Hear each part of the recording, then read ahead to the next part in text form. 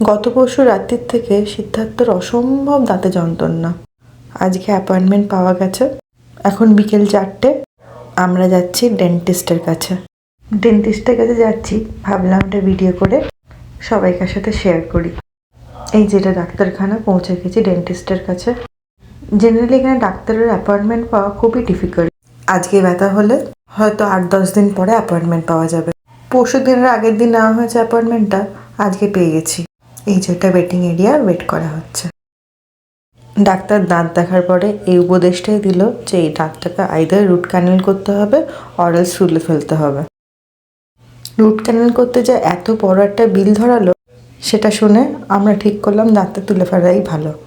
Root canal করতে বলছে প্রায় $2,500, মানে আমাদের টাকায় প্রায় 2-2.5 লাখ টাকা। আর দাঁত তুলতে ওই $450 মতন। সব জেনে বুঝে আমরা এই সিদ্ধান্তটাই নিলাম যে দাঁতটা তুলে ফেলাই ভালো। সামনের মঙ্গলবারে দাঁত তোলার অ্যাপয়েন্টমেন্টটা নেওয়া হয়েছে। এখন প্রায় 6টা বাজছে। দুজনকারই একটু খিদে পেয়েছে। যদিও আমরা লাঞ্চ করে বেরিয়েছিলাম, কিন্তু এখন অনেকটা সময়ই হয়ে গেছে। সামনে একটা ইন্ডিয়ান ক্যাফে রেস্টুরেন্ট রয়েছে। ওখানে আজকে ওয়েডনেসডে তো, ওখানে একটা ধোসার কম্বো পাওয়া যায়। 3টে ধোসা $16। ভাবছি আজকে ওটাই খেতে যাব। এই যে পৌঁছে গেছি। দোকানটার নাম হচ্ছে ত্রিবেণী। গত 3-4 দিন ধরে আমরা বাড়ির থেকে একদম বেরোইনি।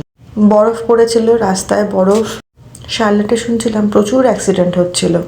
যা যা খাওয়ার জন্য দরকার সবই কিনে রাখা হয়েছিল, তাই বেরোনোর প্রয়োজনও হয়নি আর বেরোতেও হয়নি। আজকে মনে হয় আমরা 5-6 দিন পরে ঘর থেকে বেরোচ্ছি।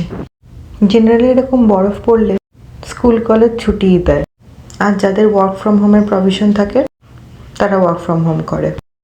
খবরে বলুন, সরকার থেকে বলুন, সবাই এটাই উপদেশ দেয় যে এই সময় বরফ যখন পড়ে তখন বাড়ির থেকে না বেরোনোই ভালো।